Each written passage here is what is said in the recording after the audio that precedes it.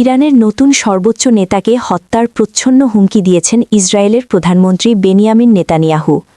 যুদ্ধ শুরুর পর নিজের প্রথম সংবাদ সম্মেলনেই তিনি ইরানের বিরুদ্ধে যুক্তরাষ্ট্রের সঙ্গে যৌথ সামরিক হামলার পক্ষ সাফাই গেয়ে এই হুঁশিয়ারি দেন।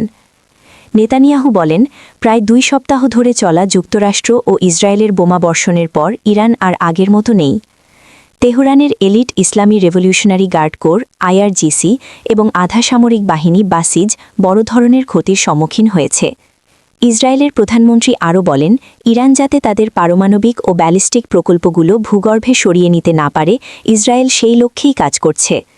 তিনি দাবি করেন, কিছু ইসরায়েলি হামলায় ইরানের শীর্ষস্থানীয় পরমাণু বিজ্ঞানীরা নিহত হয়েছেন।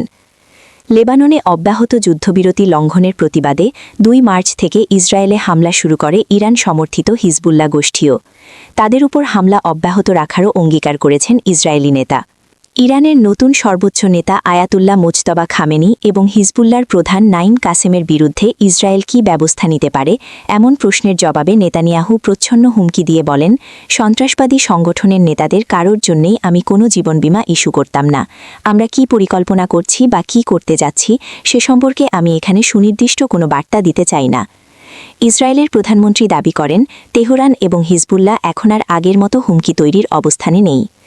এ সময় নেতানিয়াহু বলেন, তারা সরকার পরিবর্তনের রেজিম চেঞ্জের পরিবেশ তৈরি করতে পারেন, তবে রাস্তায় নামার দায়িত্ব ইরানের জনগণের।